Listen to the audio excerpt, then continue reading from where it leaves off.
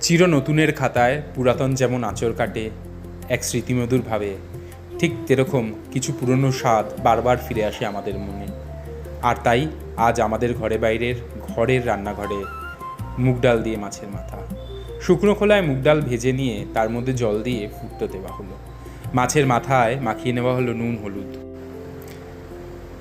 আস্তে আস্তে সেগুলোকে মাখিয়ে দেওয়ার পরে কড়াইতে তেল দিয়ে এই মাছের মাথা ভাজার পালা। মাছের মাথাগুলোকে আস্তে আস্তে ঠিক করে ভেজে নেওয়ার পরই আমরা অপেক্ষা করব তেল গরম হওয়ার, আর তাতে জিরে শুকনো লঙ্কা ফোড়ন দিয়ে আদা রসুন বাটাটাকে চালান করে দেওয়া হলো। সেটা যতক্ষণে মজে গেল এরপরে পেঁয়াজ কুচি দিয়ে এটাকে ভাজার পালা। নুন ছড়িয়ে নেওয়া হলো।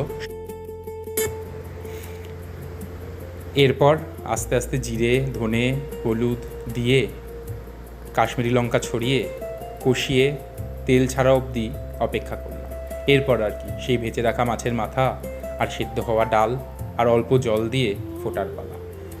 স্বাদের মতো ঘি, স্বাদ মতো গরম মশলা আর বাঙালির চির পছন্দের ধনেপাতা ছড়িয়ে রেসিপিটা তৈরি। সাবস্ক্রাইব করতে ভুলবেন না, শেয়ার করবেন পছন্দের সেই মানুষের সাথে। অসংখ্য ধন্যবাদ রইল দেখার জন্য। আবার ফিরে আসবো অন্য কোনো রেসিপি নিয়ে। ধন্যবাদ।